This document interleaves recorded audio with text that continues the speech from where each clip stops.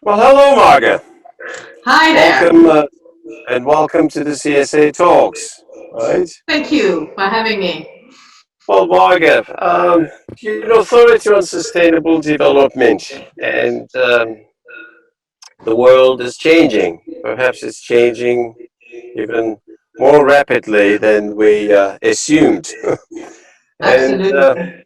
of course, and you've given us a metal compass on the change and sustainability in your beautiful book, The $1 trillion Shift.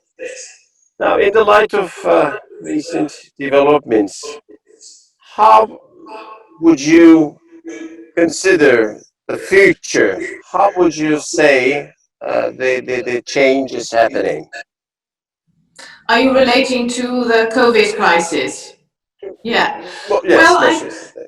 I think the COVID crisis made us, on the one hand, more aware of what we need to cherish in the world, and on the other hand, unlocked very much technological innovation. So let me dive into both of those aspects a little bit. Whilst we had to lock down our economies throughout the world, and some of them still are, as you know, for instance, in the US and South America and so forth, um, suddenly streets became empty, cities became empty, but that was not actually all that happened. We saw at the same time that cities became healthier and that even like rivers, for instance, I've seen some images of rivers in India which were heavily polluted before, for the first time in decades, had clean water again. Cities like Milan, for the first time, had cleaner air and accessibilities. Cities in China, for the first time, people could breathe better because of lack of CO2 and pollution in the air. Well, So here, it was very double, you know. On the one hand, the world is threatened by this virus. On the other hand, we see the proof of human impact on the world, and that if we behave differently, we can actually solve huge problems quite rapidly. Because you know we've been in lockdown a couple of months only, and I see around the world that it makes people more aware of our human impact. And so, for instance, cities like Amsterdam, Milan, they now make plans with the governments of the municipalities to do things better post-corona, to make yes, sure that yes. cities stay cleaner, and hopefully we'll do the same with water and waste, you know, like the example of the river I just gave you, Yes. to at least leverage all the bad things that happen throughout this crisis for the good of the planet. Right. Um, Margaret, can I just add you yeah, of course. uh, here here in Istanbul, of course, it was quite a surprise to see the dolphins jumping in the water For once instance, yeah. in many, many years. But with this framework, how this new economy fit? Well, this new economy is actually precisely what we just described. So before you started as a leader of your company, you started with your company and what it produced means that you actually start with the global challenges and then look how your company can contribute. So you actually shift perspective. And COVID-19 made us aware of the necessity of that shift. And I describe actually how companies can do that.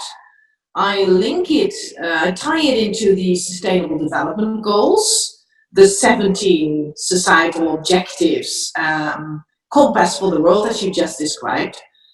And that way, you start actually with the global picture and then reasoning back to the influence of your company.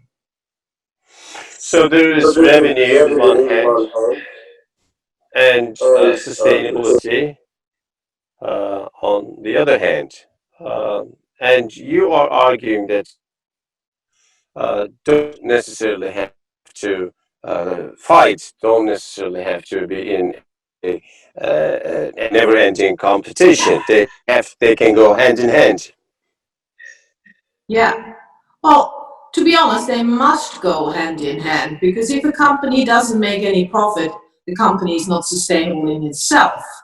But yes, you're very right. It's not mutually exclusive. It's not one thing to the expense of the other.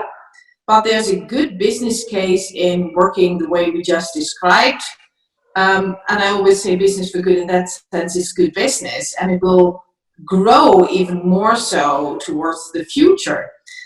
In my book, I write there's a $12 trillion market opportunity whilst leveraging the sustainable development goals. Because, you know, in the world, we must have solutions for hunger, for climate, for inequality. And at the highest level, societal change and markets really connect. So all of these solutions, to a large extent, must come from business. So if you dive into those unlocking markets, you'll do good in the future. You'll strengthen your company. Well, $12 trillion, that's quite a big number.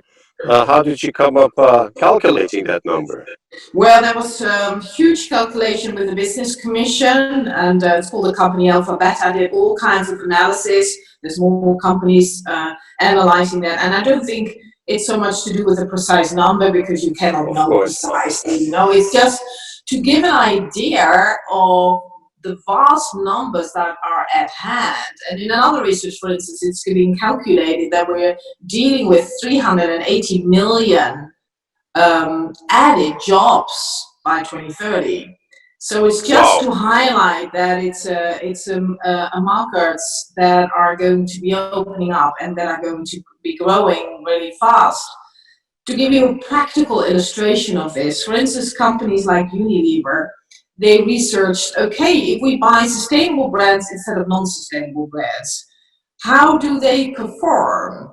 So these are really good, concrete examples, and they found out that sustainable brands outperform, they grow 69% faster than non-sustainable brands, and actually 75% of their company's growth is due to those brands. So sustainable brands are That's a striking number. Profit. It is, isn't it? It's a striking number, of course. It's very significant. Speaking of change, of course, you are not merely talking about an economic change or a simple change in the leadership skills. I understand this is a mental overall transformation. What's your opinion on that? Well, there has been done an interesting investigation into business leaders and how are they successful if they strive for sustainability. And it appeared that you have to have both things. You need to have the moral compass and the moral conviction, and you need to have business sense. And if you have only one or the other, it will be difficult. And that is because still, you know, to create a sustainable business, to be successful, the average time from first idea to really market profit is around 7 years. So you must have some perseverance. It will work, and it will work well, and it will be better than non-sustainable business, but it takes some perseverance and it takes some business sense. And if you don't mean it, if you're not authentic, if it's not also morally driven, one thing is that you won't achieve it because you have to have, you know, a real hard motivation. But secondly, if it's not really something you want also with your heart, people will notice. And authenticity and purpose is getting more and more important, and it's a development I'm actually happy about, of course. And especially the next generation, millennials, Generation Y and Z, they seek purpose. It's something that generation is really in need for. I mean, when they grew up in this period of time where we actually caused the climate crisis, you know, and they saw what came of it. And they don't want that. They want to distantiate themselves from that, and they want to work for a company and buy products that do good. So a bit of a long answer to your question. So it's both business and moral, and even more so in the future. But with that concrete results that you've proven in your studies, it is easier to convince people that it's more profitable to walk on that path, in the path of sustainable growth. That's 2 plus 2 4 is very, very, Yeah. very. Now, what is your perspective or projection on the post-COVID world? What I mean is a near future, of course, not the next century. But what is awaiting us, Marga?